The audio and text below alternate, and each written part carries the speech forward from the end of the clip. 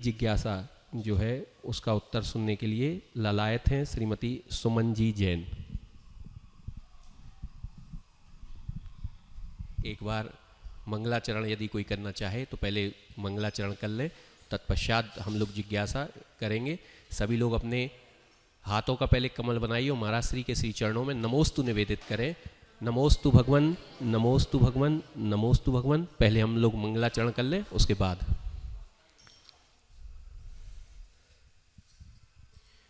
श्रीमती शालिनी जी जैन आ रही हैं और श्रीमती स्नेहलता जी जैन आ रही हैं और सब पहले मंगलाचरण करके हम लोग विधिवत प्रारंभ करेंगे।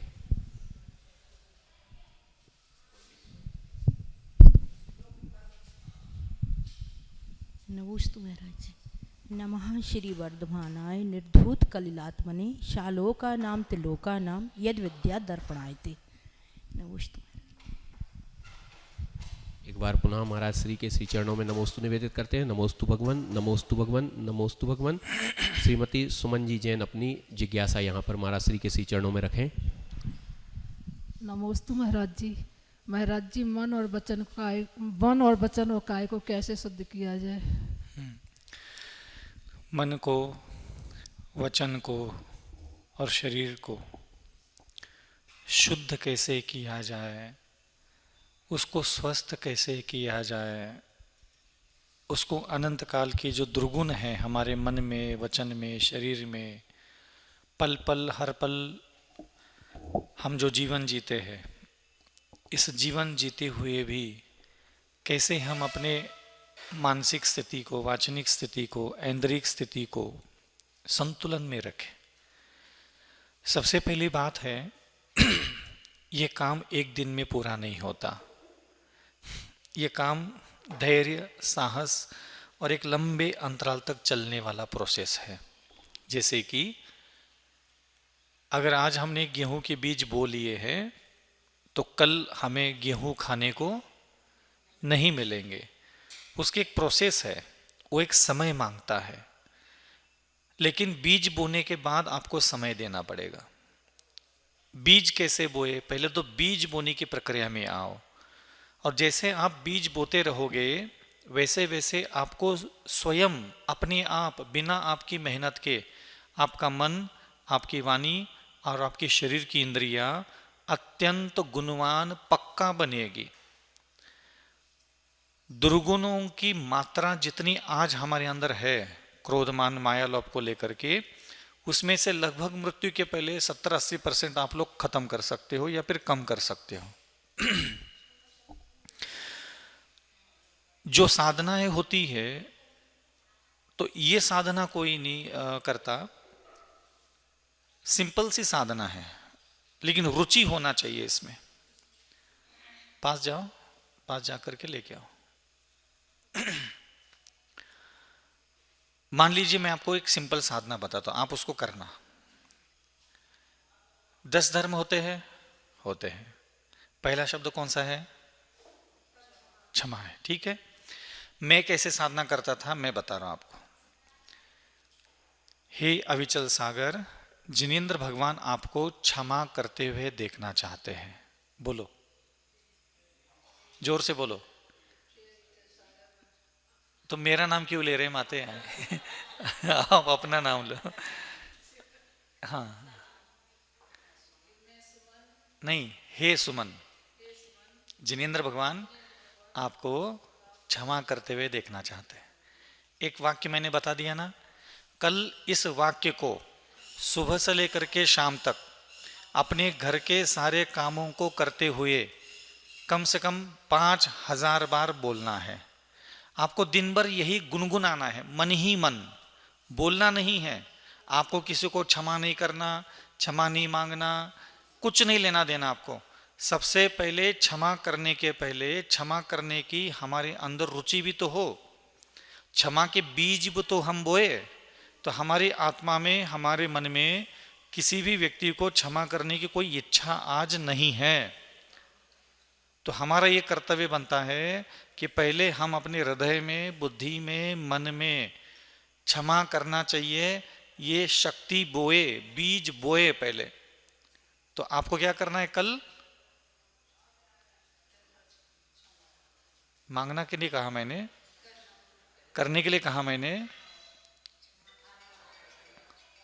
मैंने ना क्षमा मांगने के लिए कहा ना क्षमा करने के लिए कहा। मैंने कहा ये सिर्फ वाक्य आपको बोलना है।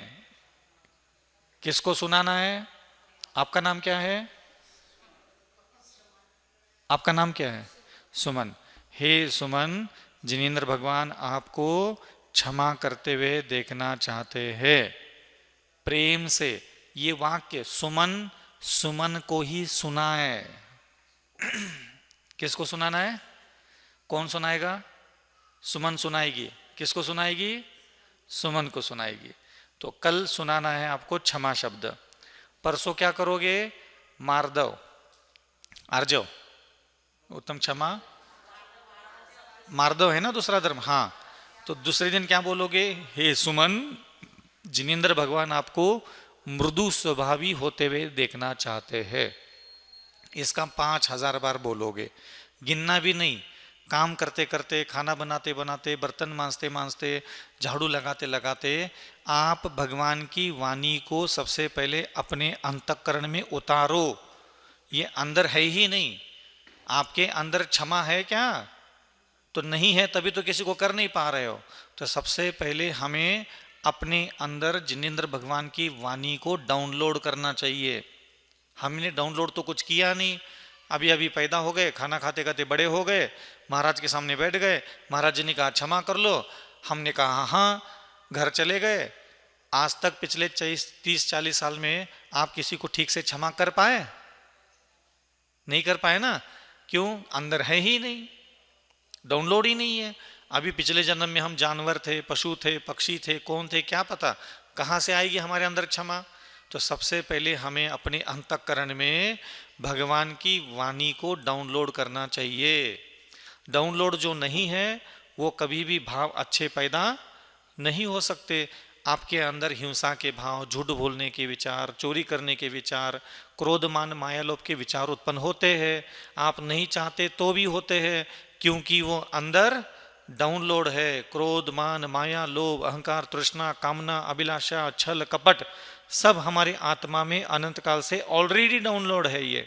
इसलिए हम चाहे चाहे नहीं चाहे, हमारा मन हो चाहे नहीं मन हो, बुरे विचार बिल्कुल नदी के जैसे, झरने के जैसे अंदर बहते रहते हैं। और अच्छे विचार, अच्छी बातें हमारे दिमाग में क्यों नहीं आती? क्योंकि हमने उन चीज़ों को कभी भी डाउनलोड किया ही नहीं। तो कल आपको क्षमा शब्द अपनी आत्मा में डाउनलोड करना है। इससे क्या होगा? बार बार जब आप ऐसा बोलते, जैसे मैं अपने लिए बोलता हूं हमेशा, हे अविचल सागर आपको शांत रहना है। मैं शांत तो नहीं हूं ना, मैं शांत बैठूंगा, लेकिन पहले मैं अपने अंदर आत्मा में ये चीज भर तो दूं। तो मैं 1-1 लाख 2-2 लाख बार ये शब्द बोलता था। तो आपको जो भी गुण प्राप्त करना है, जैसे मान लो आपको दयालु होना है, तो आप दयालु हो ही नहीं पाए आज तक। दया में दान बहुत दिया होगा, बहुत सारे जीवों को बचा भी लिया होगा, लेकिन अगर मैं आपके मन वचन काय में दया देखना चाहूंगा तो इतनी सी भी नहीं मिलेगी। क्यों? क्योंकि आपके अंदर दया गुण आया नहीं। इसलिए ध्यान रखना, हम लोग साधना और धर्म तो सब कर लेते हैं, लेकिन अपने मन, अपनी वाणी, अपने शरीर के अंदर जो गुण देखना चाहते हैं वो गुण नहीं देख पाते। बरसों तक पूजा जाप स्तोत्र मंत्र सब चीज करने के बाद भी मन वही का वही, वाणी वही के वही, इंद्रियां वही की वही रह जाती है। क्यों? क्योंकि उसके अंदर जो हमें भरना चाहिए था वो कभी हमने भरा ही नहीं। इसलिए कोशिश करना।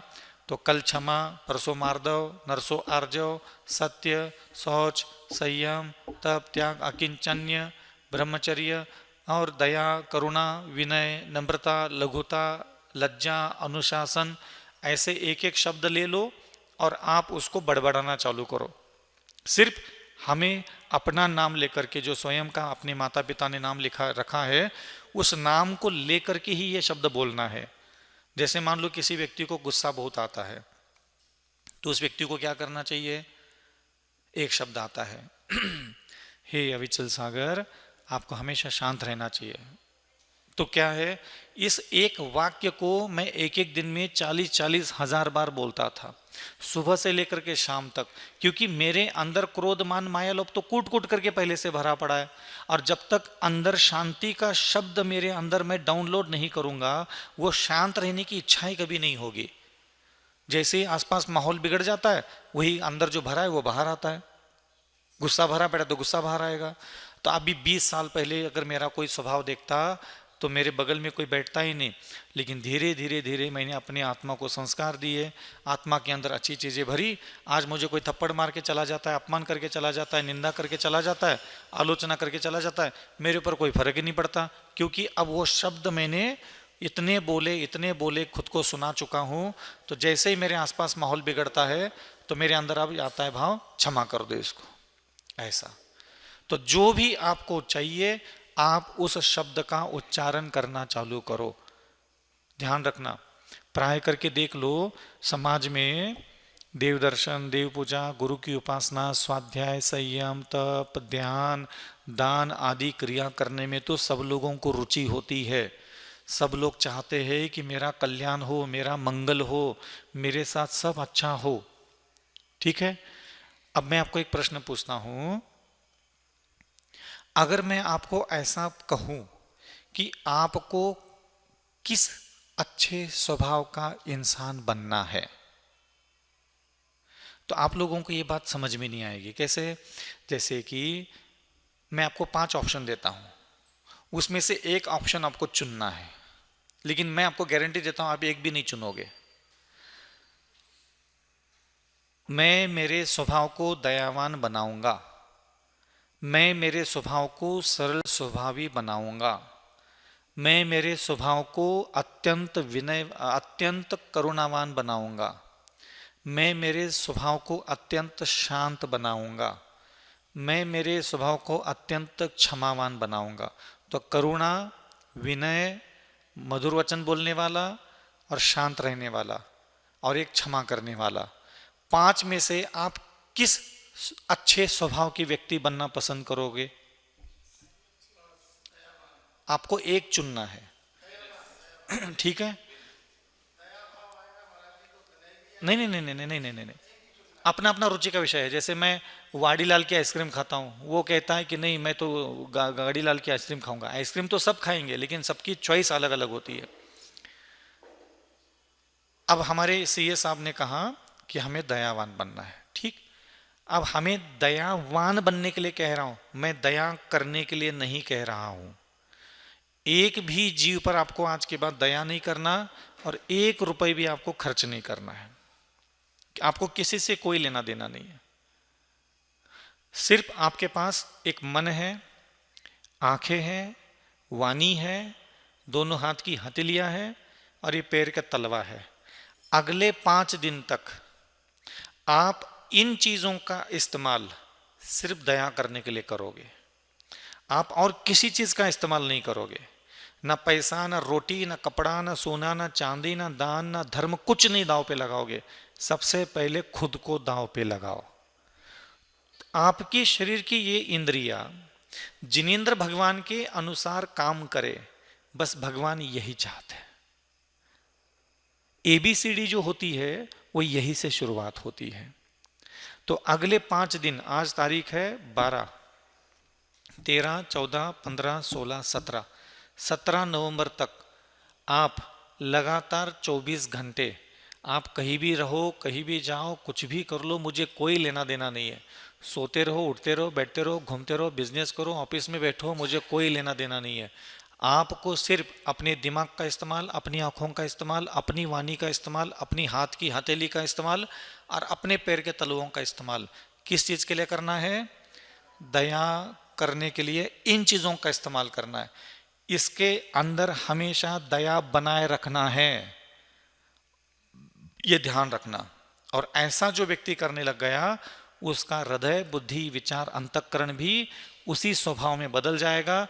और जो कुछ भी संसार का जीव आपके निकट आएगा, अब उसको मिलेगा क्या? दया मिलेगी उसको।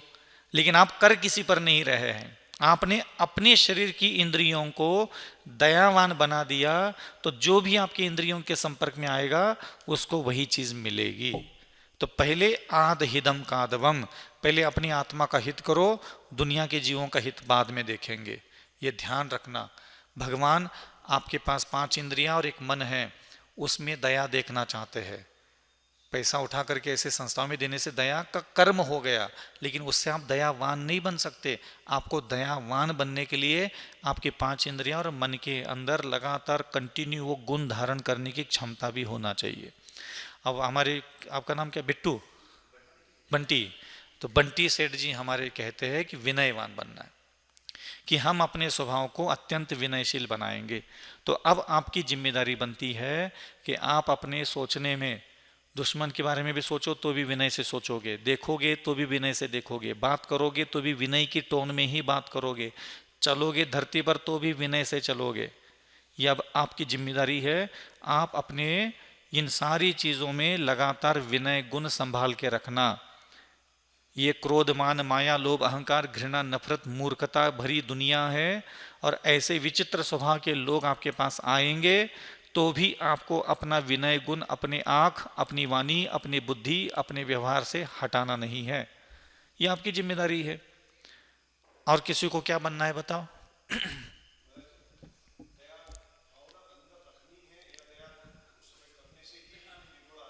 करना अनिवार्य नहीं होता, धारण करना अनिवार्य होता है। जिनेंद्र भगवान ने दया करने के लिए कभी कहा ही नहीं है। जिनेंद्र भगवान ये चाहते हैं कि तुम दया धारण करो, दया अपने आप सृष्टि को मिलेगी। पहले ये काम करो। देखो, तड़प रहा है, मर रहा है, वो अपने कर्मों से हो रहा है, उसको लाभ मिलना है, अपने आप मिलेगा। किसके हाथ में मिलना है, सब मिलेगा। सबका अपना अपना कर्म सिद्धांत है। लेकिन ये तो दुनिया जानती ना, तड़पने वाले पक्षी को मदद करना है। वही तो मैं सिखाना नहीं चाहता। जो छूट गया वो तो सीख लो पहले। भाव पैदा नहीं करना है। जैसे कि चलो इसको मैं विस्तार से ले लूं थोड़ा, ठीक है। मेरे पास मन है, आंख है, वाणी है, हाथ है, पैर है क्या नहीं है? है। अब मैं इसका इस्तेमाल करता हूं। मेरे पास एक मन है और मेरे मन से मैं ये सोच रहा हूं, ये बंटी का एक उंगली तोड़ दूं, इसका सामने का दांत निकाल दूं, इसकी मैं पूरा, हाँ, ये मैं अपने मन का इस्तेमाल किस चीज के लिए कर रहा हूं अभी? हिंसा करने के लिए, झूठ बोलने के लिए, क्रोध करने के लिए। मतलब मैं मेरे मन का इस्तेमाल क्रोध मान माया लोभ अहंकार तृष्णा घृणा नफरत द्वेष करने के लिए कर सकता हूं कि नहीं कर सकता हूं?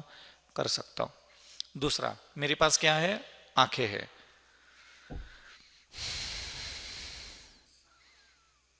अभी मेरी आंखों में क्या है बंटी?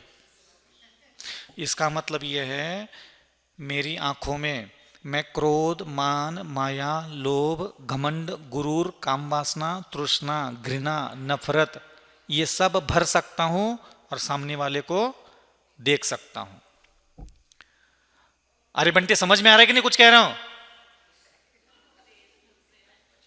हाँ, मेरे पास जबान है कि नहीं है?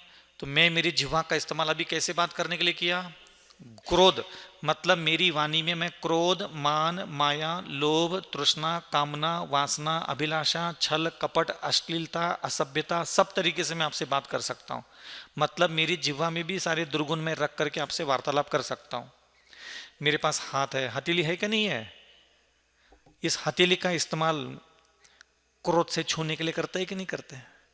क्रोध मान माया लोभ अहंकार तृष्णा अश्लीलता असभ्यता से मैं छूने के लिए इस उंगलियों का इस्तेमाल कर सकता हूं कि नहीं कर सकता हूं? मतलब इन उंगलियों में क्रोध मान माया लोभ धारण करने की क्षमता है। ऐसे पैर के तलवे हैं हमारे पास, ठीक है। और जिनेंद्र भगवान ने समोशरण में क्या कहा? हे अविचल सागर, तेरे अंदर जो है 25 कषाय भरी पड़ी है, क्रोध मान माया लोभ कूट कूट करके भरा पड़ा है। और भरा पड़ा है दिखता है वो तो हमें। फिर क्या कहा भगवान ने? हे अविचल सागर, अगर अपनी आत्मा का कल्याण करना चाहते हो तो धर्म करो, ठीक है। अब भगवान ने मुझे कहा अविचल सागर तुम धर्म करो, ठीक है। अब मैं मुनि बन करके बैठ गया। अब बताओ मेरा कल्याण होगा कि नहीं होगा? नहीं होगा, 3 काल में नहीं होगा। हाँ, मुनि बनने से कुछ नहीं होता, कभी भी ध्यान रखना। समस्या का समाधान क्या है वो अगर आप नहीं कर रहे हो, चाहे मुनि बनो, आचार्य बनो, उपाध्याय बनो, चाहे कुछ भी बनो, बनते रहो, अनंत काल से अनंत बार बने हो। समस्या नहीं है कि मैं मुनि बना क्या श्रावक बना। श्रावक बनना गलत नहीं है और मुनि बनना भी कोई सही नहीं होता। अगर कोई कहे कि नहीं महाराज बनना चाहिए, आर्य का बनना चाहिए, कल्याण होता है, नहीं होता।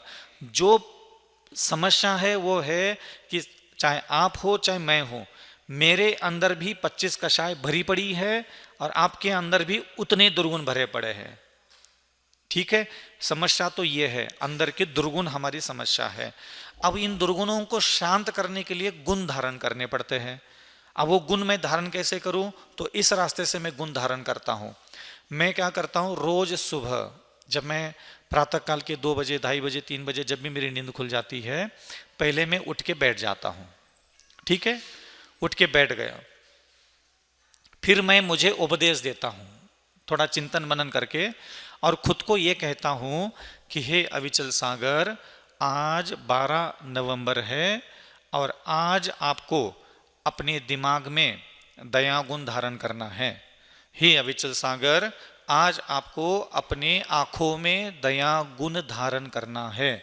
हे अविचल सागर, आज आपको दिन भर जब तक आप जागृत अवस्था में रहोगे अपनी वाणी में दया गुण धारण करना है।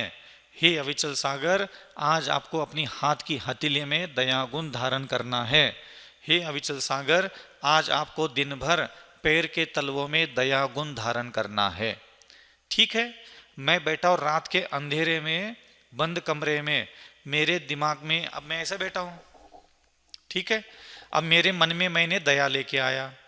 अब मेरा मन जा रहा है मेरे दुश्मनों की तरफ, जो मेरी निंदा करते, आलोचना करते, घृणा करते, और मेरी जिम्मेदारी क्या है, मेरे मन में आज दया गुण धारण करना है। मतलब जो भी इंसान मुझे याद आएगा, मेरी जिम्मेदारी है मैं उस पर अब दया ही करूंगा और कुछ नहीं करूंगा। स्त्री याद आ जाए, पुरुष याद आ जाए, मित्र याद आ जाए, माँ याद आ जाए, बाप याद आ जाए, बच्चे याद आ जाए, गुरु याद आ जाए, भगवान याद आ जाए, मुझे कोई लेना देना नहीं है। जो भी दिमाग में मेरे जिंदा इंसान आएगा उसके लिए मैं दया से ही सोचूंगा। ठीक है, तो मैं आंख बंद करके बैठ गया, 2:30 से लेकर के 5 बजे तक आंख बंद करके बढ़िया, जो भी इंसान मेरे दिमाग में आते गए मैं उनके ऊपर दया करता रहा अपने मन के द्वारा। पहली बात। दूसरा, 2:30 बजे मैं बैठा हूं, मैंने क्या किया, फील करता हूं। मैं फील का मतलब महसूस। मैं 2:30 बजे बैठा हूं आंख बंद करके, ऐसे पहले तो आंखें खोलता हूं। तो पहले तो मैंने आंखें खोली 2:30 बजे, अंधेरा अंधेरा कमरे में है, तो मैंने ये संकल्प लिया कि हे अविचल सागर, अपनी आंखों में दया भरो। चलो अपनी आंखों में दया भरो अविचल सागर। तो धीरे धीरे धीरे मैंने आंखों को ऐसा बनाया,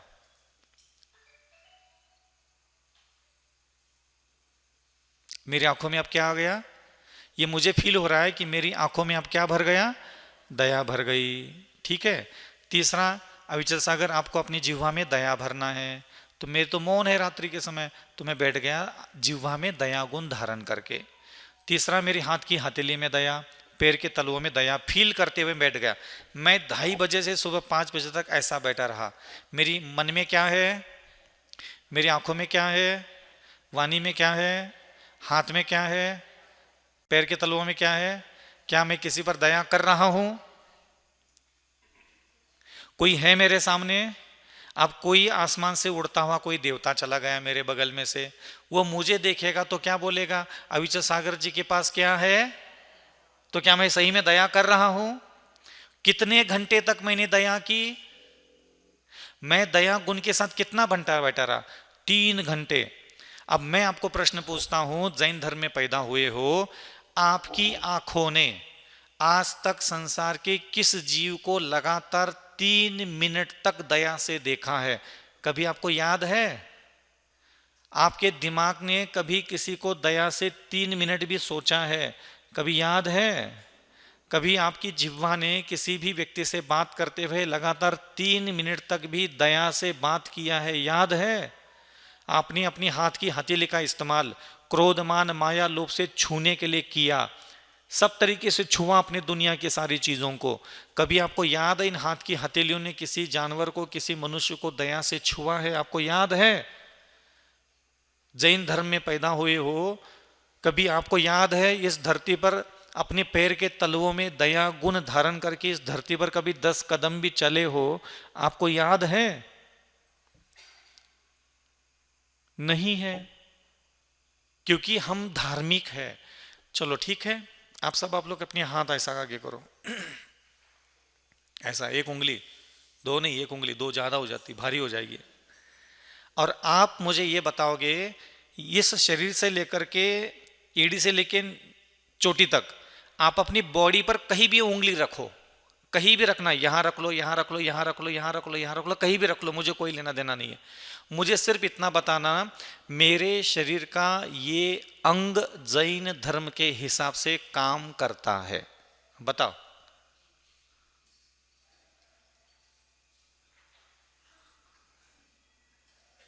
दिमाग जैन धर्म के हिसाब से काम करता है आपका? समझ में आ रहा है?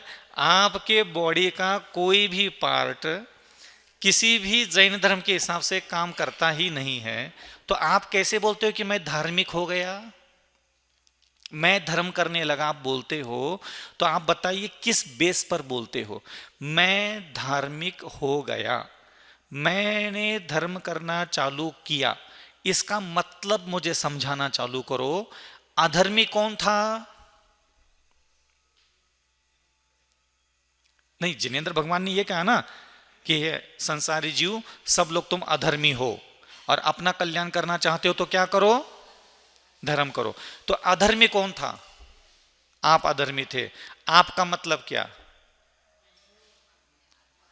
आपका मन और आपकी शरीर की 5 इंद्रियां अधर्मी हैं। अनंत काल से हमारी भी है और आपकी भी अधर्म ही है उसमें। और भगवान ने क्या कहा कि हे संसारी जीव, हे अविचल सागर, अपने आत्म कल्याण करना चाहते हो तो धर्म के रास्ते पर चलो। ठीक है। अब अविचल सागर जी ने भगवान जी को पूछा कि भाई मुझे तुम अधर्मी क्यों कह रहे हो? तो भगवान ने कहा मुझे तुम्हारे मन में, तुम्हारी वाणी में और तुम्हारे शरीर के एक एक पार्ट में ये गंदगी भरी पड़ी है, इसके कारण तुम अधर्मी हो। इसी के कारण है ना। क्या कोई व्यक्ति मंदिर नहीं जाता इसलिए अधर्मी है क्या? अधर्मी होने की पहचान क्या है?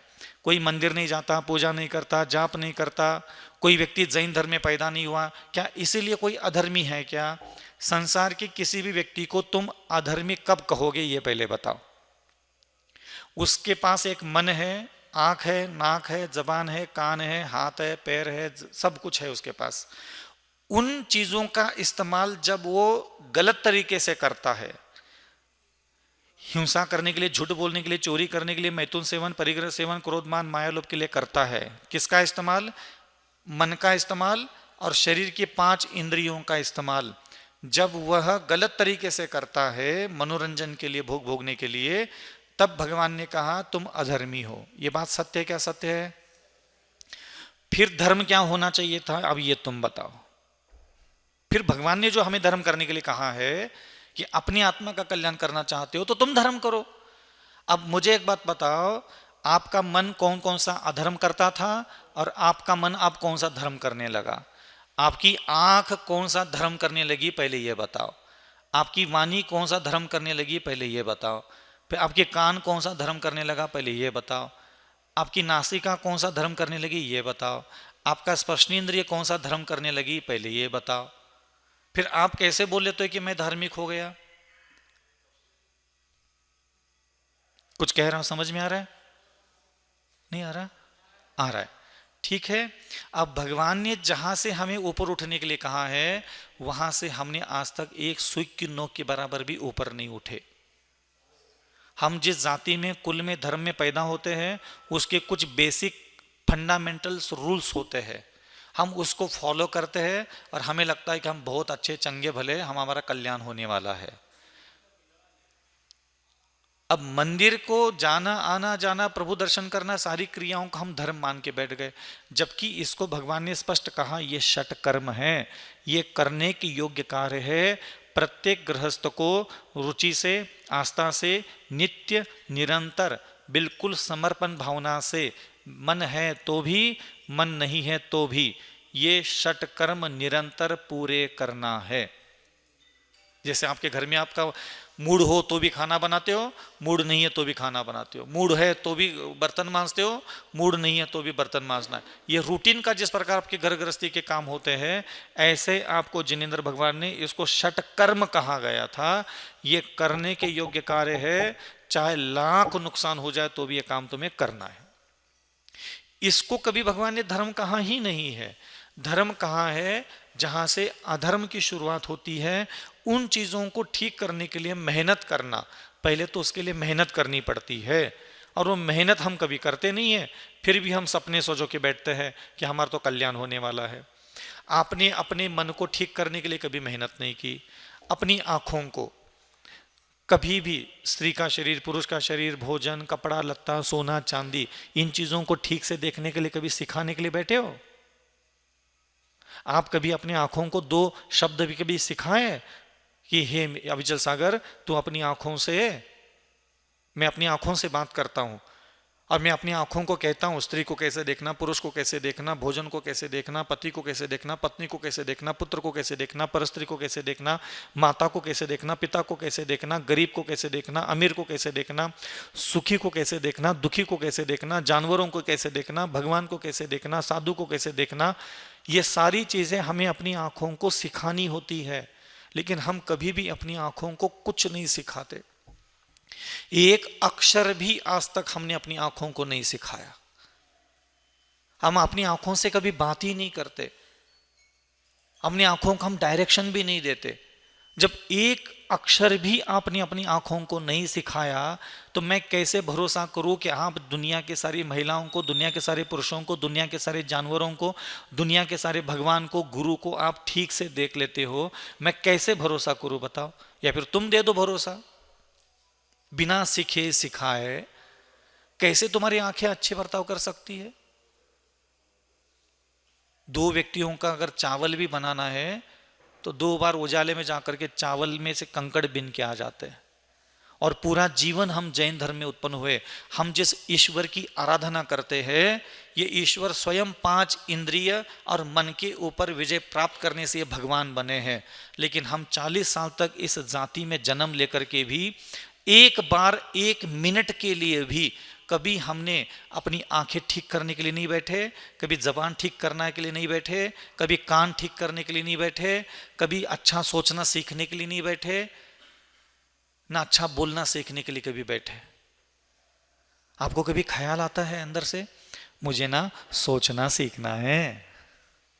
आपको अगर मैं किसी स्त्री के बारे में सोचने के लिए कहूँ, पुरुष के बारे में सोचने के लिए कहूँ, किसी दुश्मन के बारे में सोचने के लिए कहूँ, किसी मित्र के लिए सोचने के लिए कहूँ, किसी भोजन के लिए अगर मैं तो अच्छा कहूँ कि अच्छा सोच के दिखाओ, तो आपको पता है, आपको सोचना आता है, गारंटी है? तो सोचना सीखना है मुझे। कभी आपके अंदर ख्याल आता है? कभी नहीं आता।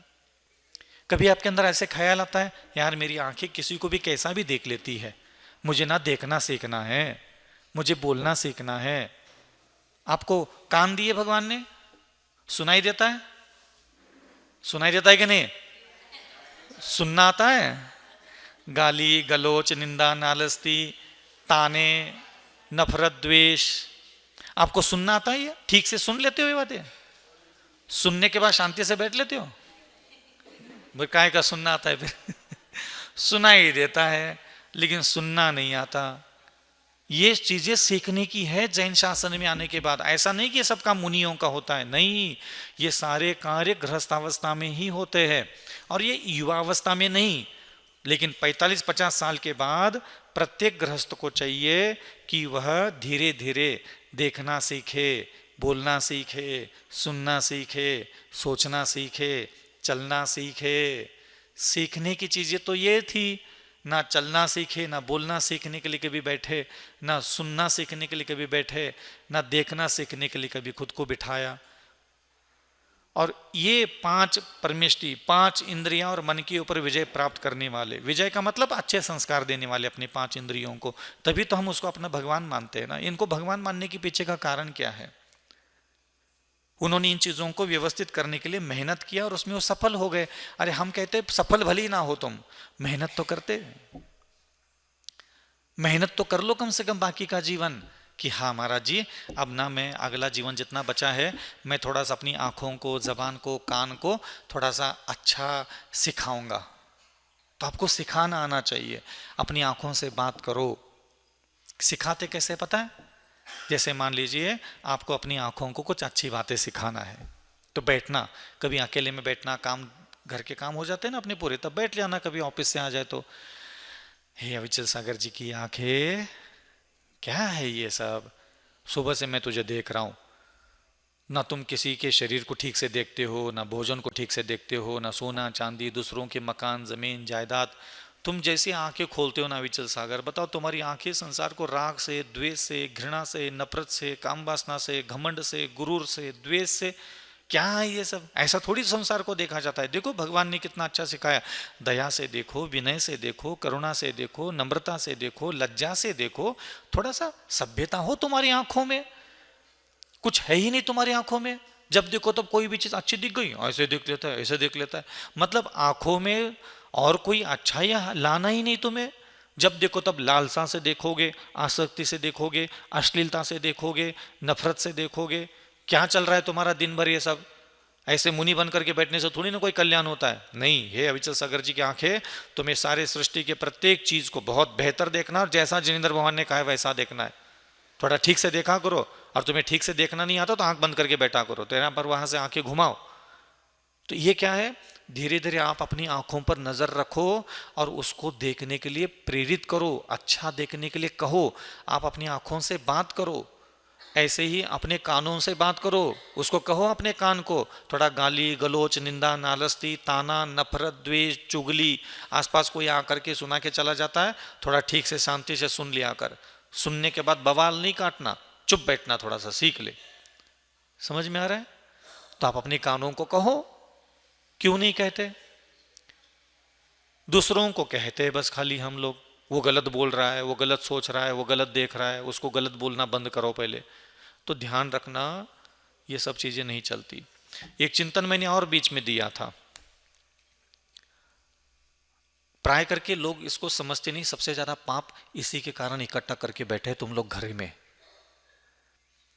आप लोग घर में रहते हो और मान लीजिए आपके घर में एक व्यक्ति ऐसा है जो दिन भर सबको परेशान करता है, गाली भी देता है, निंदा भी करता है, चिल्ला चोट भी करता है, बुरा व्यवहार करता है, ठीक है, किसी भी तरीके से आपको दुख पहुंचाने की वो कोशिश करता है। कोई व्यक्ति आया, जैसे उदाहरण के लिए आपका पति मान लो, अथवा पत्नी मान लो, पुत्र मान लो, कोई भी ले लो। एक व्यक्ति आया आपके सामने और लगातार 3 मिनट तक ना वो गाली गलोच, निंदा, नालस्ती करके तुम्हारे पास से चला गया, ठीक है।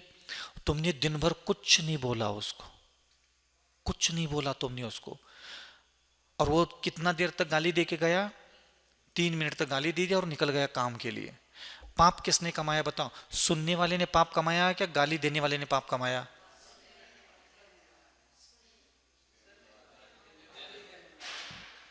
किसने कमाया? सीए साहब, गाली देने वाले ने पाप कमाया। यही सबसे बड़ा गणित चूक गए हम लोग, इसमें पूरा दुनिया फेल है। गलत बोलने वाला, गलत काम करने वाले व्यक्ति ने सिर्फ 3 मिनट तक ही पाप कमाए, ठीक है। गलत बोलने वाले व्यक्ति ने लगातार 3 मिनट तक गलत बर्ताव किया, उसकी आत्मा में 3 मिनट तक ही पाप का बंध हुआ। और सामने वाला व्यक्ति जिसको सुनना सीखा नहीं था, वो दिन भर उस व्यक्ति को मन ही मन गाली देता रहा, घृणा करता रहा, नफरत करता रहा, द्वेष करता रहा।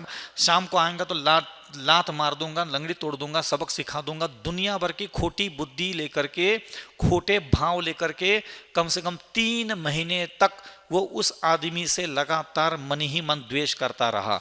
अब बताओ, सामने वाले ने गलत बोल करके कितना पाप कमाया, और तुमने सुनना नहीं सीखा था इसलिए कितना पाप कमाया। और इसी 3 महीने में तुमने पूरे मायका, पूरा ससुराल, पूरा कुनबा फोन लगा लगा करके बोला ये कितना गलत बोलता है, इसको सुधार दो, इसकी वजह से मेरी जिंदगी बर्बाद हो रही है। समझ में आ रहा है बेटा? वो तेरी जिंदगी बर्बाद नहीं कर रहा है, तू खुद अपनी जिंदगी बर्बाद कर रहा है। समझ में आ रहा है ना? जिसको सुनना नहीं आता। महाभारत का युद्ध हुआ क्यों था पहले बताओ? सीए साहब ने बात बिल्कुल पकड़ी। अगर दुर्योधन को सुनना आता, अंधा, बोलने वाले की वजह से कभी भी घर में लड़ाई झगड़े नहीं होते। सास की वजह से कभी घर में लड़ाई झगड़े नहीं होंगे। बहू को सुनना नहीं आता इसलिए लड़ाई झगड़े होंगे। समझ में आ गया? तो बोलने वाला व्यक्ति बोलना सीखे चाहे नहीं सीखे, तुम्हें अगर सुनाया जा रहा है तो तुम्हें क्या सीखना चाहिए था? सुनना सीखना भी तो तुम्हारी जिम्मेदारी थी। तुमने पूरा 25 साल तक अपने जीवन को नरक बना के रख लिया।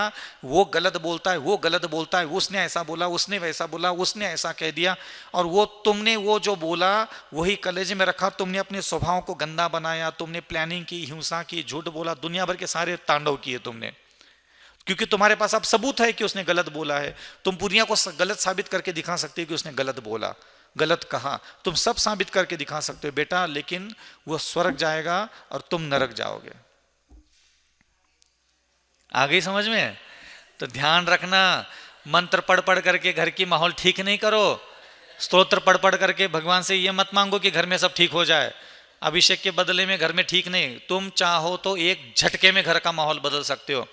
सोचना सीख ले, देखना सीख ले, बोलना सीख ले, सुनना सीख ले, फिर दुनिया तुम्हारे साथ जैसा चाहे आकर के बर्ताव करे, तुम्हारा कोई बाल बाका नहीं कर सकता। तो गलत बर्ताव करने वाले की वजह से तुम्हारा 1% नुकसान नहीं होता। तुम ही खुद का नुकसान करवाते हो। खुद ने सुनना नहीं सीखा, सोचना नहीं सीखा, देखना नहीं सीखा, ये तुम किसी को नहीं बोलते। ना उसने सीखा ना तुमने सीखा। तो तुमने सुनना नहीं सीखा, उसने बोलना नहीं सीखा। तो एक ही थाली के चिट्टे बिट्टे। लेकिन पाप कौन कमाता है? तो सबसे ज्यादा जिसको सुनना नहीं आता वो व्यक्ति सबसे ज्यादा पाप कमाता है। लड़ाई झगड़े के मामले में तो यही है। देखो कर्म सिद्धांत तो ऐसा ही चलेगा, कर्म सिद्धांत ऐसा ही चलता है। महाराज श्री के श्री चरणों में अपनी अगली जिज्ञासा लेकर आ रहे हैं वो सृष्टि श्रावक, जिन्हें आज महाराज श्री के आहार कराने का सौभाग्य प्राप्त हुआ। एक बार जोरदार तालियां बजाइए। इस दिगंबर पार्श्वनाथ मंदिर के प्रबंधक एवं शतोदय तीर्थ के अध्यक्ष आदरणीय श्री सत्येंद्र जी बंटी भैया।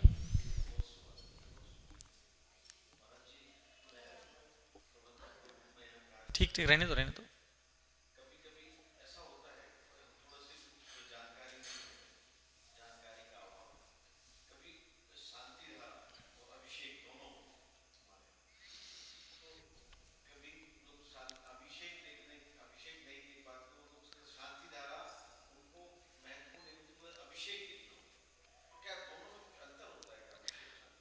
ऐसा है कि व्यक्ति की अपनी अपनी रुचि होती है ना।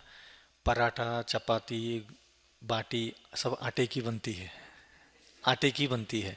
लेकिन अपनी अपनी रुचि के हिसाब से, अरे बाटी बना दे थोड़ा, टिक्कड़ बना दे थोड़ा, अरे पराठे उतार दे थोड़ा, चपाती खाने का मन नहीं है, सब वही शांति धारा, अभिषेक सब एक ही है, लेकिन रुचि का विषय होता है। कुछ लोगों को अभिषेक में आनंद आता है, क्योंकि इसलिए आनंद आता है, उनको क्या लगता है कि मेरी इच्छा थी और मेरे लिए उन्होंने शांति धारा की अथवा अभिषेक किया। तो कोशिश कर लेना चाहिए कि सबकी इच्छा पूरी हो। हाँ, कोई अंतर नहीं है, कोई अंतर नहीं है। अगली जिज्ञासा लेकर आ रहे हैं ऐसे दिगंबर जैन पंचायत समिति के पदाधिकारी जो निरंतर महाराज श्री के श्री चरणों में अपनी जिज्ञासा रखते हैं, आदरणीय श्री संत कुमार खजुरिया जी।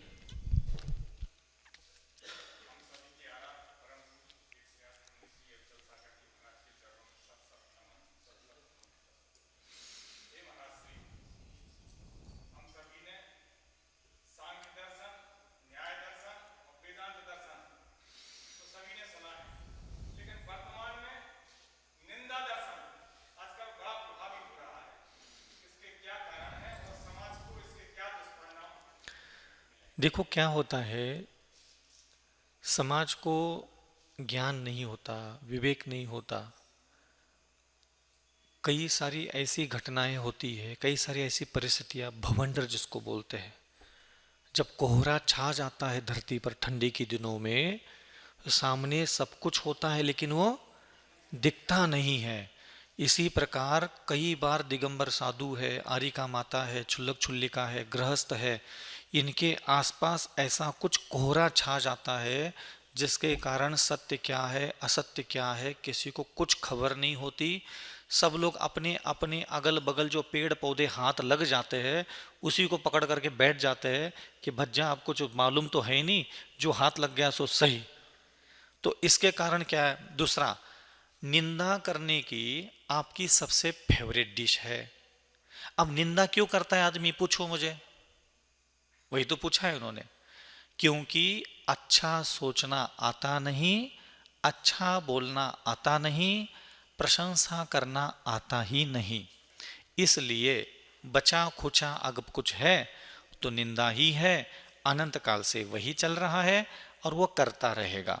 जब जब किसी मुनि महाराज को रिद्धिया सिद्धिया शक्ति केवल ज्ञान अवधि ज्ञान होने का समय निकट आता है, सबसे पहले उसके जीवन में उपसर्ग होना चालू होते हैं।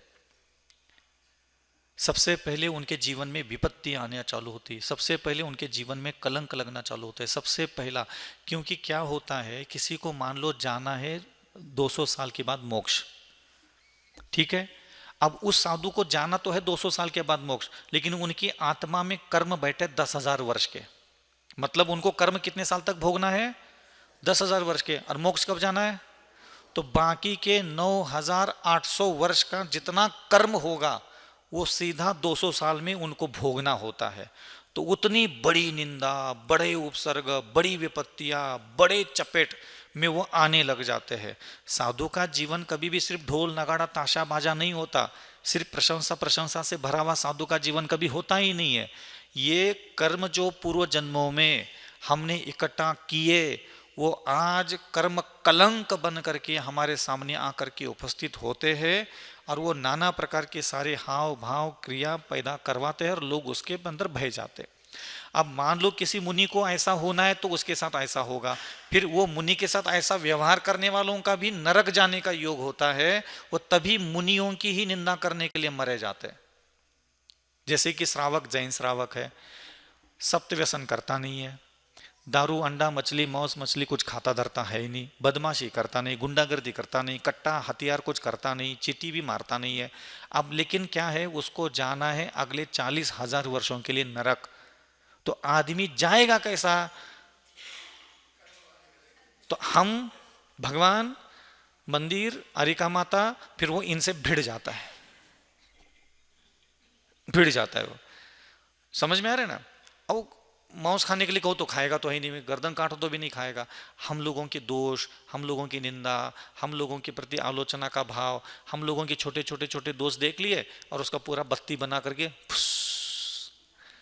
और फिर दुनिया को भी देख लिया, देख लिया देख लिया देख लिया देख लिया देख लिया देख लिया। फिर वो एक देखता है, फिर तुम्हें उकसाता है, तुम्हें भी सच क्या है अभी भी नहीं पता, सच क्या है पता नहीं है, झूठ क्या है पता नहीं है, फुस फुस फुस, बस सब जगह घिर के। व्हाट्सएप है आजकल फुसफुस करने के लिए, और चालू हो जाता है फिर एक निंदा पुराण। अनंत काल से तुम जहां से आए थे अब तुम्हें वही जाना है, इसलिए। लेकिन जिनके ऊपर ये सब बीती है उनको जाना होता है सीधा ऊपर। कोई भी बिना मुस्लिम में कुटे खीर नहीं बनी आज तक, गेहूं कितना भी अच्छा क्यों ना, उसका कुटना जरूरी है खीर बनने के पहले। अब जिसकी निंदा हो रही है उसको भी बुरा नहीं मानना चाहिए, समझ लेना चाहिए अगर मेरी चारों तरफ से कुटाई हो रही मतलब मेरा खीर बनने का टाइम पास आया है हाँ, लगता है मेरी खीर बनने वाली है। तो गेहूं के दानों को कौन पूछता है, चपाती बना के खा लेंगे लोग, लेकिन जब खीर बननी होती है तब कुटाई होती है। तुम्हारी कुटाई होती है घर में, बस समझ लेना तुम्हारी खीर बनने वाली है। आपको लगता है आपको अच्छा सोचना आता है, मैं आपको चैलेंज देता हूं, कोई भी व्यक्ति यहां बैठे हैं धर्मसभा में, मेरे लिए या फिर अपनी मां के लिए, अपने पिता के लिए, अपने पति के लिए, अपनी पत्नी के लिए, अपने पुत्र के लिए 5 लाइनें अच्छा सोच के दिखाओ। 5 सेंटेंस सुनाना है अच्छा सोचने। खड़े हो जाता हूं, सोच के दिखाओ। अपने पिताजी के लिए अच्छा सोचो,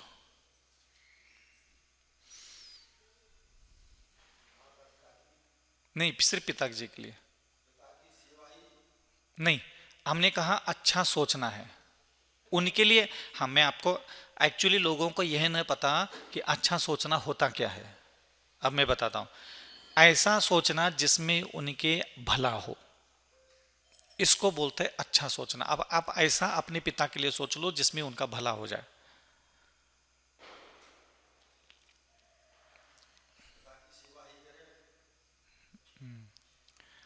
ठीक है। एक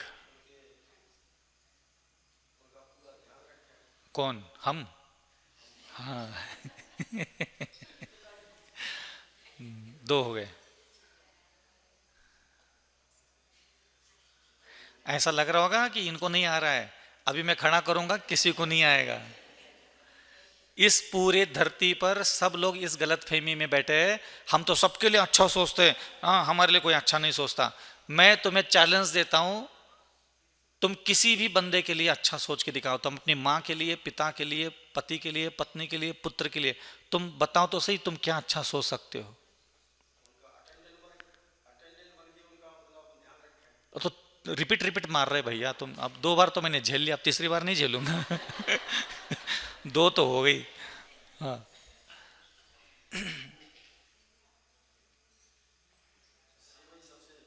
और 5 चीजें, 5 लाइनें बोलने के लिए कहा है भाई साहब। कौन सा मेरे राम?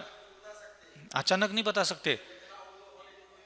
नहीं बेटा नहीं, यही घमंड है हमारा, यही गुरूर है हमारा। हम तो चैलेंज देते हैं, आप लिख के लाओ, कल अपने पिताजी के लिए अच्छा सोच करके लाओ। मैं सब चीजें रिजेक्ट करके दिखा दूंगा और आप हाँ बोल दोगे, हाँ बिल्कुल सही किया आपने। मालूम नहीं है बेटा, बैठो, सही में मालूम नहीं। मेरा कर्तव्य बनता है, मैं ये नहीं कि आपकी गलतियां दिखाने के लिए बैठा हूं ना, मैं सिखाना चाहता हूं आपको। हकीकत में किसी को भी अच्छा सोचना क्या होता है ना, पता ही नहीं है। आप जैसे भगवान जी के पास आए, बैठो भगवान जी के, भगवान जी ये मेरे पिताजी है, और भगवान जी मैं चाहता हूँ मेरे पिताजी ने भले ही अपना जीवन क्रोध, मान, माया, लोभ, अहंकार, घृणा, मोह, माया, प्रपंच में व्यतीत किया हो। मैं जानता हूँ आज मेरे पिताजी का जो भी स्वभाव, बुद्धि, विचार, चरित्र, उनका अंतःकरण, हृदय है, मुझे नहीं लगता कि वो व्यवस्थित देवगति में पहुँच सकते हैं। लेकिन भगवान मैं मेरे पिताजी से बहुत प्रेम करता हूँ, बहुत उपकार है मेरे ऊपर उनके। उन्होंने मुझे जन्म दिया, पाला पोसा, बड़ा किया, अनेक प्रकार के कष्ट सहन किए। लेकिन भगवान खाली मेरे प्रेम करने से तो उनका कल्याण नहीं होगा ना। लेकिन भगवान आज मेरे ये इच्छा हो रही कि मैं अपने पिताजी के लिए प्रार्थना करना चाहता हूँ कि मेरे पिताजी के अंदर जो भी क्रोध कषाय है, मान कषाय है, मायाचार है, लोभ है, अहंकार है, घमंड है, गुरूर है, अज्ञान है, पाखंडता है, छलावा है, कपट है, शरीर पर आसक्त है, दूसरों के शरीर पर मोह करते हैं, धन के प्रति लालसा रखते हैं, गृद्धता रखते हैं। मैं चाहता हूँ, अब मेरे पिताजी की काफ़ी उम्र हो चुकी है, उन्होंने हमें अब सक्षम बनाया है, हम लोग भी धनार्जन करने लगे हैं। हम चाहते हैं भगवान कि मैं ऐसा क्या करूं कि मेरे पिताजी के अंदर क्षमा का विकास हो, दया का विकास हो, करुणा का विकास हो, नम्रता का विकास हो, वो निर्मोही बने। मैं नहीं चाहता कि मेरे पिताजी के अंदर दुर्गुण लेकर के वो मरण हो प्राप्त। मैं चाहता हूँ कि उनके अंदर सद्गुण प्रकट हो। भगवान उनमें ना अहिंसा की रुचि, सत्य की रुचि, अचौर्य की रुचि, ब्रह्मचर्य की रुचि, अपरिग्रह की रुचि प्रकट हो। और भगवान पता है इतना सारा जीवन उन्होंने जिया, कभी धन कमाने के लिए, व्यापार करने के लिए, उठने बैठने, रिश्ते निभाते निभाते बहुत सारे लोगों पर क्रोधमान, मायालोभ भी किया। तो भगवान मैं भी चाहता हूँ कि उनके अंदर क्षमा का वास हो, सरलता का वास हो, अर्जव का स्वास हो, अन्य प्रकार के सारे इंद्रियों पर भी उनका विजय प्राप्त करे। भगवान मैं ऐसा ही, बस मेरे पिताजी ने बहुत उपकार किए ऐसा बोल करके मैं नहीं छोड़ना चाहता। उनकी आत्मा को भी मुझे अच्छी गति में, अच्छी स्थिति में पहुंचाना है। और मैं अगला समय में जो भी आज के बाद यहाँ से जिनालय से बाहर जाने के बाद मेरे पिताजी के साथ मैं ऐसा उठूंगा, बैठूंगा, बोलूँगा, चलूँगा। मैं कोशिश करूँगा, प्रयास करूँगा उनको गुरुजनों के पास ले जाने की, जिनालय ले जाने की, जिनाभिषेक करवाने की, जहाँ और साधु संतों के अच्छे अच्छे प्रवचन ज्ञान सुनाने की, ताकि मैं चाहता हूँ उनके मन में, वचन में, शरीर में, इंद्रियों में बदलाव आ जाए। मैं उनके अंदर बदलाव आते हुए देखना चाहता हूं, ताकि उनकी आत्मा एक सुरक्षित स्थान पर पहुंचे। इसको क्या कहते पता है? क्या कहते हैं? हाँ, इसमें मैं 2 घंटे तक आपको सुना सकता हूं लगातार अपने पिताजी के लिए। तो वो सोचना वास्तविकता में सोचना होता है। एहसान किया, उपकार किया, तो क्या एहसान किया क्या? कौन सा हमें पैदा करने के लिए शादी की थी? सब अपने अपने मौज मस्ती के लिए करते थे। इसलिए ध्यान रखना, वो वाला उपकार वास्तविक उपकार नहीं होता। अपने पिता के लिए कुछ करना है ना, तो अपनी माँ के लिए, अपनी पत्नी के लिए क्या अच्छा सोचा है बताओ। आपके अंदर कभी ख्याल आया मेरी पत्नी को मुझे देव बनाना है, स्वर्ग भेजना है, स्वर्ग जाने लायक बनाना है? कभी ख्याल आता है? यही मैं सिखाना चाहता हूं। हम किसी भी दुनिया के किसी भी जिंदा इंसान के लिए कभी अच्छा नहीं सोचते, किसी के लिए नहीं। मां भी नहीं आती उसमें, पिता भी नहीं आता उसमें, ये ध्यान रखना। अभी मैंने जितने शब्द आपको सुनाए, कि आपके दिमाग में कभी किसी के लिए आए ऐसे शब्द? एक बार भी नहीं आए, किसी के लिए भी नहीं। माँ है, महान है, इमोशनल प्रवचन होते हैं नौटंकी भरे, माँ माँ। मैं इमोशनल नौटंकी में नहीं जाता ज्यादा, प्रैक्टिकल जो है प्रैक्टिकल। मैं आज के बाद अपनी माँ को निर्मोही बनाऊंगा। इधर बैठे ससुराल में, लो जिम्मेदारी। तो आप अपनी माँ के अंदर स्वभाव में, बुद्धि में, विचार में किस किस प्रकार की कमियां हैं सब जानते हो, फिर भी तुम लोग उस दुर्गुण के साथ उसको रहने देते हो। हाँ, सब जानते हैं, सारी यहां जितनी महिलाएं बैठी ना, सबको पता है मेरी माँ के अंदर कितना खोटा स्वभाव है। लेकिन आपको वो भाभियां पसंद नहीं है, इसलिए आपको लगता है कि माँ बिल्कुल ठिकाने लगाती है, अच्छी बात है। मतलब तुम अपनी माँ के अंदर क्रोध, मान, माया, लोभ देखने के सपने देखते हो, और अपने दुश्मनों को ठिकाने लगाते तो उसकी खुशियां भी मनाते हो, और फिर बोलते हो कि मेरी माँ बहुत प्यारी, मेरी माँ। इमोशनल नाटक चलता है तो रोने धोने लग जाते हो। तो ये काहे का रोना धोना माँ का प्यार? जो अपनी माँ को ठीक से देव बनते हुए भी नहीं देखने के सपने देख सकता, वो काहे का प्यार तुम्हारा? काहे का प्यार तुम्हारा? काहे के सेवा? काहे के लिए सेवा? किसकी सेवा? 2 टाइम का रोटी खिलाने का नाम सेवा है क्या? कोई भी व्यक्ति यहां बैठा है ना, अपनी छाती पर हाथ रख करके बता अपने माथे पर कि मेरा बाप मरने के बाद स्वर्ग में देव बनने के लायक है। मेरी माँ, मेरा बाप, मेरा भाई, मेरी पत्नी, मेरा बच्चा, कौन है तुम्हारे घर में जो स्वर्ग जाने की स्थिति रखता है? मान के बैठे हो, एक दूसरों को पसंद करते हो, तो फीलिंग्स आती है कि सब अच्छा हो रहा है हमारे घर में। बेटा कुछ नहीं हो रहा है अच्छा अच्छा। इतनी डांट काफी है आज के लिए, कल डांटेंगे फिर से। तो अच्छा सोचना चालू करो। सबसे पहले बहुत अच्छे, करुणा भरे, दया से भरे हुए, परोपकार से भरे हुए, उनके स्वभाव, बुद्धि, विचार, चरित्र को आप जानते हो ना, अपने पति के, पत्नी के, पुत्र के, माता पिता के स्वभाव, दोष को सब जानते हो। और किसी को मत बोलना, सिर्फ भगवान जी को बोल के जाना है, और वैसा व्यवहार करो जैसा प्रभु के सामने आपने वचन दिया। आप अपने एक जिम्मेदारी लो, मैं मेरे घर के किसी भी व्यक्ति को मेरी हरकतों की वजह से नरक जाने नहीं दूंगा। लो जिम्मेदारी। मैं देखता हूं कौन किससे प्रेम कितना करता है। मैं मेरी हरकतों की वजह से ना पत्नी को, ना पति को, ना पुत्र को, ना माता को, ना पिता को, ना सास को, ना ससुर को, मेरी वजह से तो दुर्गति नहीं जाएंगे। बस बूढ़ी माता हो, ले लो नियम, जरूरत तुम लोगों को ज्यादा होती है, इनकी वजह से न जाने कितनी भोए नरक के गड्ढे में जाने लायक बन जाती है।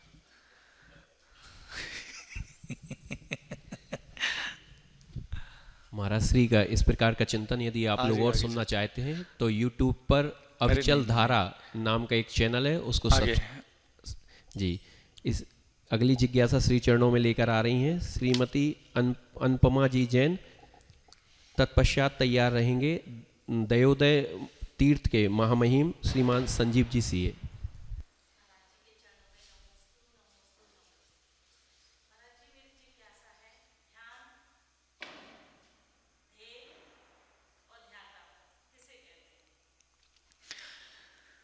ध्याता का मतलब होता है अविचल सागर, ध्येय का मतलब होता है मुझे जहां पहुंचना है मोक्ष, और ध्यान का मतलब होता है सदविचार। मैं अविचल सागर ध्याता, ध्यान करने वाला ध्याता कहलाता है। जैसे कि धन और धनी में अंतर क्या है? तो पैसे के बंडल को धन कहते हैं, और उस पैसे के बंडल का जो मालिक होता है उसको धनी कहते हैं। इसी प्रकार जो ध्यान करता है, ध्यान का मतलब होता है सदविचार, अच्छा विचार करता है वो ध्यान। और मैं उस ध्यान को, उस सदविचार को करने वाला मैं ध्याता। और सदविचार, अच्छे विचार करने के कारण मैं ध्येय करने वाले को क्या मिलता है? ध्येय मिलता है। ध्येय माने मेरा लक्ष्य जो मोक्ष है वो मुझे प्राप्त होता है। तो ध्यान धाता ध्येय को, ऐसा। अपनी अगली जिज्ञासा लेकर आ रहे हैं। देवोदय तीर्थ की दिशा और दशा बदलने वाले, देवोदय तीर्थ की दिशा और दशा परिवर्तित करने वाले महामहिम श्री संजीव जी जैन सीए तत्पश्चात तैयार रहेंगे। इस मंदिर के द्वितीय प्रबंधक आदरणीय श्री जितेंद्र जी।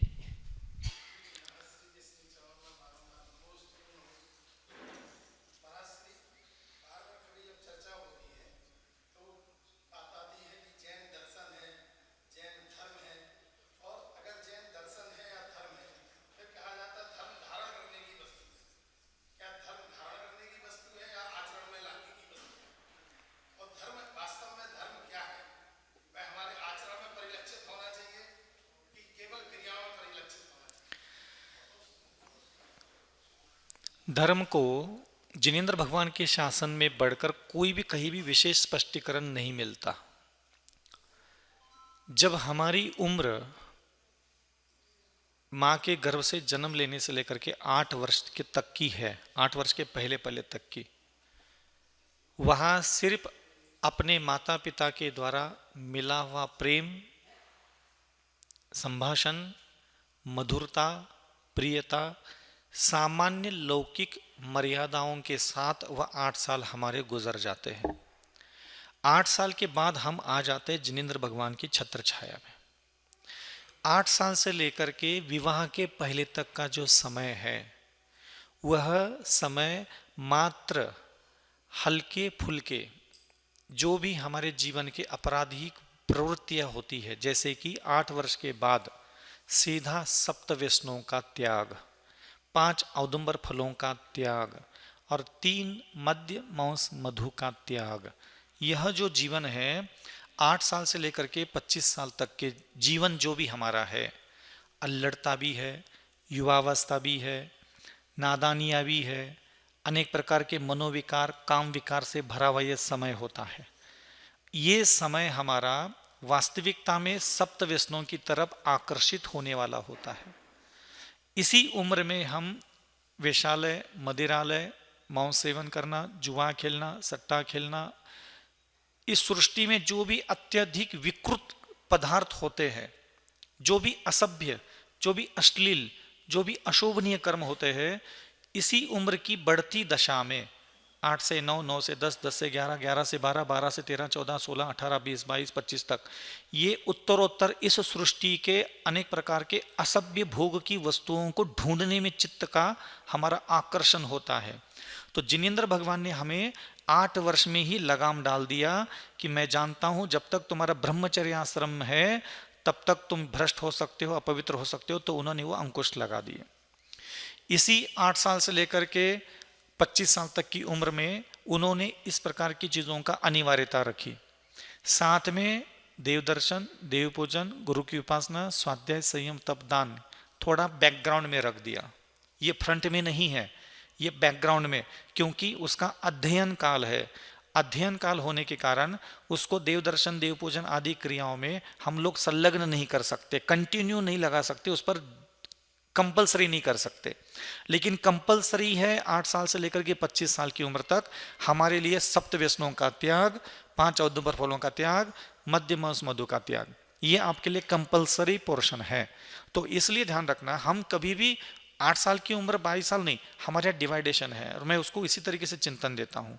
25 साल में वह व्यक्ति विवाह करता है और तब उसका चालू होता है कंपलसरी देव दर्शन, देव पूजन, गुरु की उपासना, स्वाध्याय, संयम, तप और दान। अब इसको भी वह लगातार अपने जीवन के 50-60 साल तक निरंतर बनाए रखे। जो 8 साल से लेकर के 25 साल तक हमने सप्त व्यसनादि मुक्त रहा जीवन, वो भी हमें आगे कंटिन्यू बढ़ाना है। और विवाह के बाद हमारा जब गृहस्थ धर्म चालू होता है तो उसको आगे बढ़ा जाता है।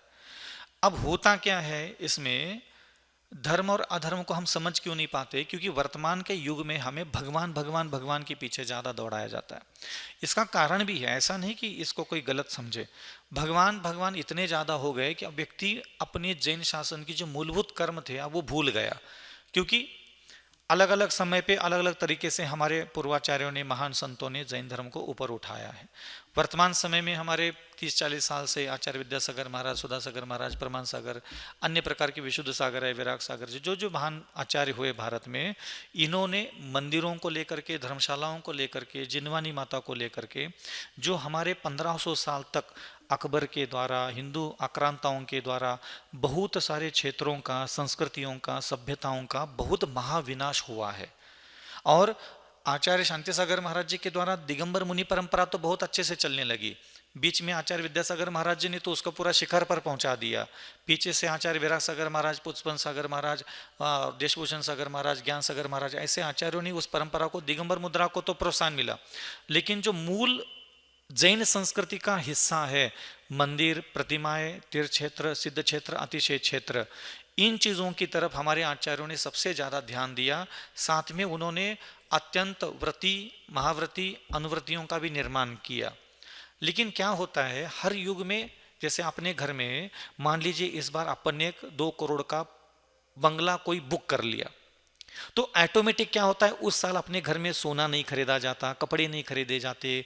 उस साल फिर हम कोई शादी का थोड़ा बिट पोस्टपोन कर लेते हैं कि भाई हमारे इस साल घर में अब लोड आया है, 2 करोड़ का पहले कर्जा हुआ है, तो बाकी के काम तो करना है, लेकिन अपन क्या करते हैं उसको, तो कई सारे घर के दूसरे काम जरूरी भी होते, वो भी छूट जाते हैं क्योंकि एक बड़ा सौदा हुआ है। इसी प्रकार वर्तमान समय में हमारे बड़े आचार्यों के द्वारा तीर्थों का निर्माण, जिनवानी का निर्माण, अन्य क्षेत्रों का विकास के लिए इतना सारा ध्यान दिया गया, जिसके कारण कुछ गृहस्थों के और भी काम जरूरी थे वो छूट बस गए हैं। तो हम जैसे लोग छोटे छोटे बैठे हैं ना, उनको कवर करते रहते हैं।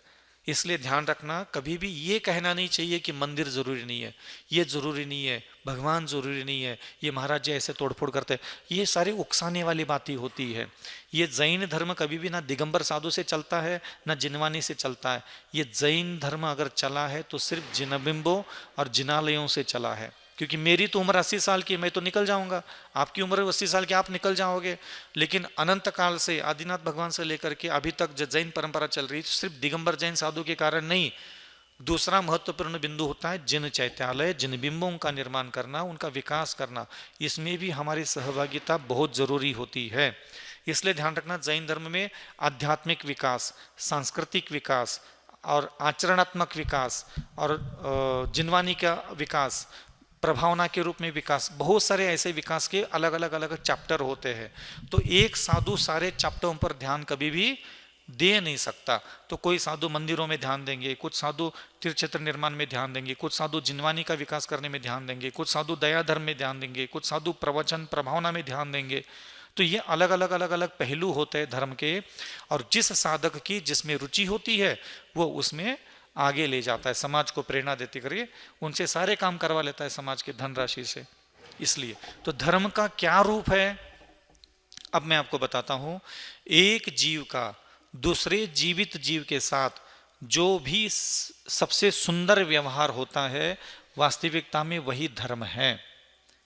क्योंकि अधर्म क्या है ये पहले जानना पड़ेगा। तो अधर्म क्या है, तो मेरे पास मन, आंख, नाक, कान, हाथ, पैर है और मैं इन सारी चीजों का इस्तेमाल आपके साथ बुरा बर्ताव करने के लिए करता हूं, तभी तो आप उसको कहोगे कि मैं अधर्मी हूं। तो अधर्म निश्चित करने के बाद ही आप धर्म की स्थापना कर सकते हो। इसलिए कोशिश करें कि अपने जीवन में देव दर्शन, देव पूजा, गुरुपस्थिति, स्वाध्याय, संयम, तप, दान करने के बाद भी आप अपनी जिह्वा को शिक्षित करिए, आंखों को शिक्षित कीजिए, कानों को शिक्षित कीजिए और हृदय को कहो दुख सहन करो, संसार है, मोक्ष जाने के पहले बहुत दुखों से गुजरना पड़ता है। इसलिए ध्यान रखना, दुख से डर करके अपने स्वभाव को बुरा नहीं बनाना चाहिए। अगली जिज्ञासा श्री चरणों में लेकर आ रहे हैं श्रीमान जितेंद्र जी, तत्पश्चात तैयार रहेंगी श्रीमती शालिनी अलिया जी।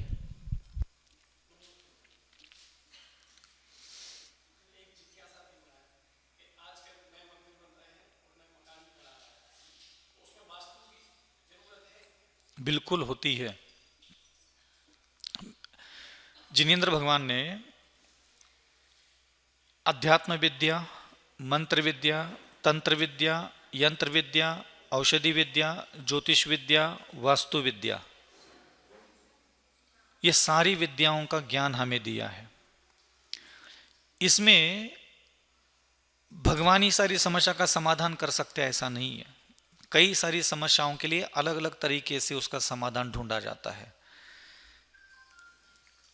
जैसे मान लीजिए अगर मुझे कोई पूछता है कि अध्यात्म विद्या, यंत्र विद्या, तंत्र विद्या, मंत्र विद्या, वास्तु विद्या, औषधि विद्या, भोजन विद्या और वास्तु विद्या में से सबसे अधिक बलवान क्या है, तो सबसे अधिक बलवान मानता हूं मैं देवगुरु शास्त्र को, पहला। दूसरे नंबर पर मैं लेता हूं भोजन को, भोजन और औषधि विद्या। और तीसरे नंबर पे मैं लेता हूं वास्तु विद्या। इन तीन विद्याओं का ज्ञान प्रत्येक व्यक्ति को किताब पढ़ लेना चाहिए, समझ लेना चाहिए, थोड़ा बहुत उसका नॉलेज खुद के पास रखना चाहिए। नहीं तो जिसके पास नॉलेज है उसके पास पहुंच करके उसकी जो भी दान दक्षिणा देती, जितना भी मांग ले, दे दा करके पहले ये तीन चीजें ठीक करना चाहिए। देवगुरु शास्त्र के साथ कैसा व्यवहार करे, मुझे भोजन कैसे करना है, कब करना है, क्या खाना है, क्या नहीं खाना है, ये सीखना बहुत जरूरी है। और तीसरा महत्वपूर्ण बिंदु वास्तु। ये तीन चीजें शीघ्रातिशीघ्र फल देती है। सबसे ज्यादा स्पीड भगवान का, इधर स्तोत्र पढ़ लो, इधर सच्चे मन से भक्ति कर लो, उधर चमत्कार प्रकट हो जाएगा विद इन सेकंड में। पहला सिद्धांत ये। दूसरा भोजन, भोजन का प्रभाव 2, 3, 4 मिनट के बाद चालू हो जाता है। जैसे अभी आपका मन वचन शरीर आपके पास है क्या, नहीं है, है। मुझे इसको बिगाड़ना है, अभी मैं आपको 5 मिनट में आपका मन वचन का खराब कर दूंगा। आपको बस शराब पिला दूं पेट में शराब गई नहीं, तुरंत मन वचन का गंदी से भर जाएंगे। और ये ध्यान रखना, तो इसको बिगाड़ना ठीक करने का काम भी हमारा इसी से, अन्न से चलता है।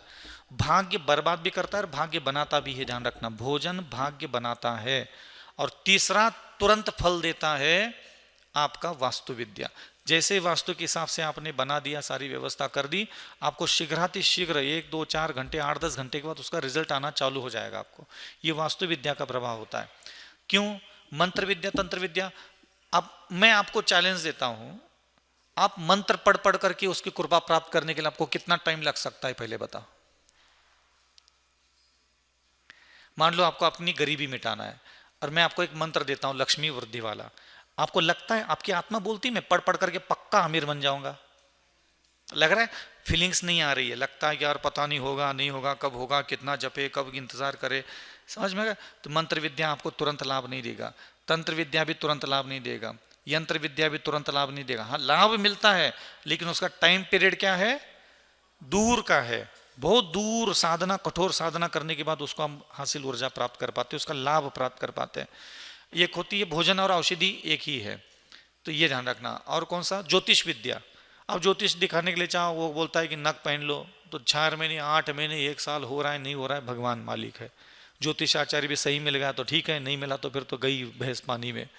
तो इसलिए 3, एक अध्यात्म विद्या को बहुत अच्छे से सीख लेना चाहिए, भगवान को देखना, भगवान को पूजना, भगवान की प्रशंसा करना, ये जितनी ज्यादा सीख सकते हो उतना सीख लेना चाहिए। दूसरा भोजन, भोजन के प्रति भी लोगों को सावधान रहना चाहिए। तीसरा है वास्तु विद्या। ये 3 विद्याओं को मैं सबसे ज्यादा बलशाली, निकट समय में भी फल देने वाला मानता हूं।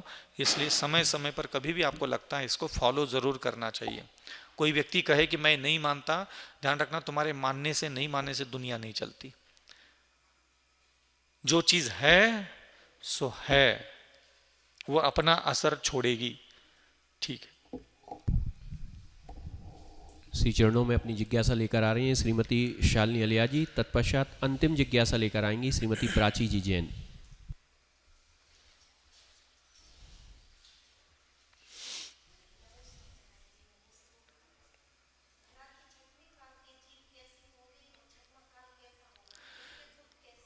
छठवें काल के शुरू में ही जो मनुष्य होंगे वो 2 हाथ, 3 हाथ, 4 हाथ के लंबे ही होंगे।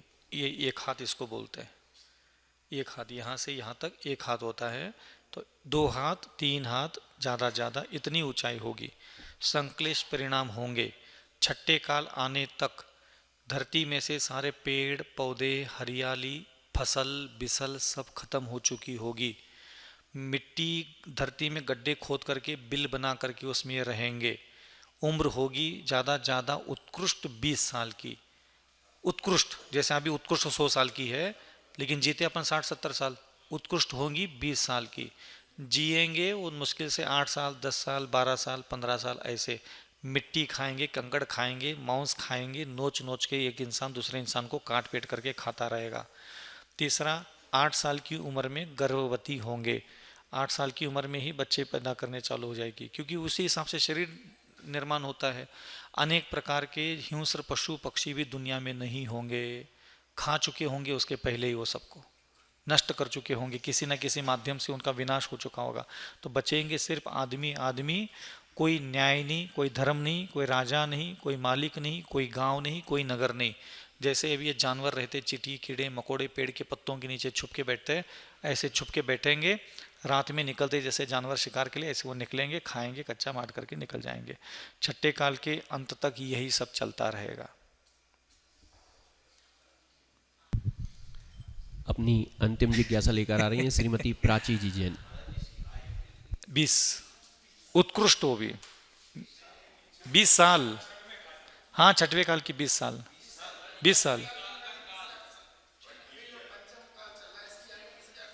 इसकी नहीं, छठे काल की आयु नहीं, छठे काल में पैदा होने वाले इंसान की उम्र 20 साल, और अभी इस 21,000 21,000 2,500 2,500 भगवान महावीर की बात। हाँ 21,000 ऐसा चलता है। पहला दूसरा तीसरा काल भोग भूमि होता है, 1 कोड़ा कोड़ी, 2 कोड़ा कोड़ी, 3 कोड़ा कोड़ी। चतुर्थ काल 4 कोड़ा कोड़ी सागर का, ठीक है। पांचवा काल 21,000, छठवा काल 21,000, फिर आएगा छठा, छठा के बाद फिर रिपीट छठा आएगा, फिर आएगा पांचवा, फिर आएगा चौथा, फिर आएगा तीसरा, दूसरा, पहला, ऐसा।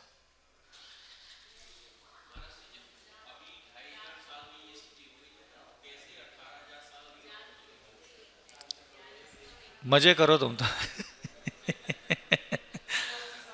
हाँ तुम 80 साल की सेटिंग कर लो वैसे मैं आपको सही कह रहा हूं। हम लोग अतीत को देखते हैं, इतिहास को देखते हैं पन्नों पे लट करके। आप लोग पता नहीं किस दुनिया में बैठे हो, सही गलत अच्छा बुरा समाज के लोग, अकल नहीं 2 कौड़ी की भी। भगवान महावीर के बाद लगभग 700 साल तक बहुत अच्छे तरीके से यहाँ मुनियों का आना जाना, साधना करना, सब कुछ होता रहा। अब 2300 साल में से 700 साल निकालो तो बचे आपके पास मुश्किल से 1516 साल में जितना आचार्य विद्यासागर महाराज, जितना सुधासागर महाराज और भी जो भी भारत में आचार्य है, इन्होंने जो जैन धर्म को दिया है, ये पिछले 1500 साल में ना किसी आचार्य, ना किसी उपाध्याय, ना किसी साधु, ना किसी धन्ना सेठ ने कभी किसी भी प्रकार का जैन धर्म, जैन शासन पर कोई उपकार कभी किया ही नहीं, हुआ ही नहीं है। इसलिए ध्यान रखना, ये संसार में हम लोग जब जन्म लेते मरते हैं, इसके बीच में बहुत कुछ होता है, लेकिन हमेशा अपने चित्त को इतना शांत, निर्मल, साफ सुथरा रखना चाहिए। क्योंकि हमसे तो कुछ बनता नहीं निंदा नालिस्ती करने के अलावा, तो इसलिए ऐसे समय में हम लोगों को देवगुरु शास्त्र का बहुमान गरिमा बढ़ाने में ही सहयोग करना चाहिए, बाकी सब चीजें भूल करके आगे बढ़ना चाहिए। और कुछ पूछना है तो पूछ लो।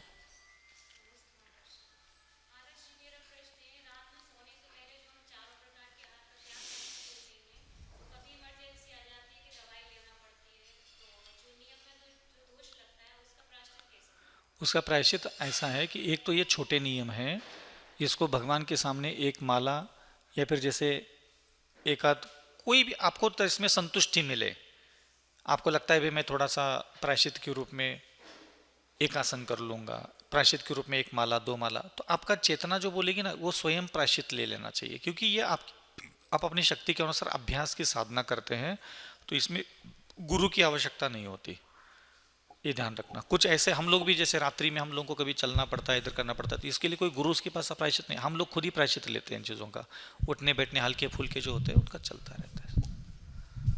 और यदि कोई महानुभाव महाराज श्री के श्री चरणों में अपनी जिज्ञासा रखना चाहें तो एक आध जिज्ञासा रख सकते हैं।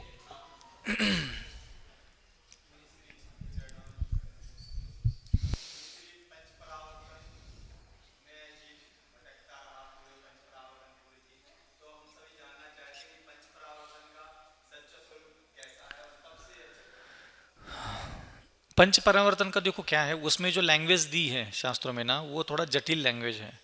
अब उसको उदाहरण के द्वारा ही हम लोग समझ सकते हैं।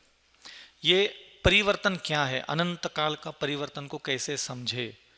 तो एक परिवर्तन काल को समझते हैं तो अनंत क्या होगा आप उसकी कल्पना कर लो। तो एक परिवर्तन और अनंत परिवर्तन में अंतर है, एक कहा और अनंत कहा। तो मान लीजिए अभी क्या करना, आप एक गेहूं के दाना ले लो, गेहूं का दाना ले लो घर जा करके और उसको कूट लो, पाउडर बना दो उसको, और चिमटी में लेकर के घर के छज्जे पे जा करके उसको हवा में छोड़ देना, ठीक है। अब हुआ क्या, एक गेहूं का दाना था, उसमें जितने भी पुद्गल परमाणु थे, पुद्गल कण थे, आटे के जितने कण थे, अब वो तो सब आपने बिखेर दिए। अब आप चले जाओ, आप जी लो, मर लो, पैदा हो जाओ, कहीं भी कुछ भी करते हो, अनंत काल तक आप भटकते रहो। जो गेहूं का दाना इस बार आपने लिया था हाथ में, उसमें जितने भी आटे के कण थे अब वो मिट्टी में मिल गए, वो सारे के सारे सेम टू सेम आटे के सारे कण दोबारा गेहूं का दाना बनेंगे। समझ में आ रहा है? अब कब बनेंगे वो तुम जानो, तुम्हारा काम जाने। वही कण होना चाहिए जो मिट्टी में बदल गए बाद में, वही कण दोबारा पेड़ उकर के गेहूं का दाना बन करके फिर तैयार हो जाए, उसको बोलते एक परिवर्तन काल। और हम लोग अनंत काल के इस संसार में ऐसे अनंत परिवर्तन पूरे कर चुके हैं, मतलब अकल्पनीय सारा चीज है इसमें। जिनेंद्र भगवान ने भी इस संसार को पूर्ण नहीं देखा, इसकी शुरुआत उन्होंने भी नहीं देखी, इसका अंत उन्होंने भी नहीं देखा। हाँ, शुरुआत कहां से हुई केवल ज्ञान में भी नहीं दिखता। आप सोच लो इसका क्या है सब चीजें। जैसे कि अनंत को कैसे समझते हैं, जिसकी शुरुआत और अंत नहीं है। तो आप क्या करो, अपने हाथ से एक कड़ा निकालो, कड़ा होता है, चूड़ी होती, कड़ा होती जो भी, तो उसमें ज्वाइंट नहीं होना चाहिए। अब आप बताओ उंगली रख करके कि इसकी शुरुआत कहां है और अंत कहां है। चक्र यही है, अनादि अनंत जिसको बोलते हैं। तो है तो इतना, लेकिन इसकी शुरुआत हम उंगली रख करके नहीं बता सकते कि इस कड़े की शुरुआत यहां से और इसका अंत यहां है। जहां उंगली रखो वहां शुरुआत, जहां उंगली रखो वहां अंत। तो ऐसा ही अनादि अनंत संसार है जो पंच परिवर्तन के रूप में चल रहा है।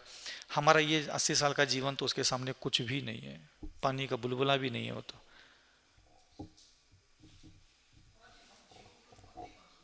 कौन सी जीव की? हम लोग अनंत काल से यही है, हम लोग ऐसे बदमाश है, हम लोग कहीं से नहीं आए, हम ऐसे ही है, यहाँ है। हम ना आए हैं ना जाएंगे, हम है। एक शब्द आता है, बस हम है। वहां भी है, यहां भी है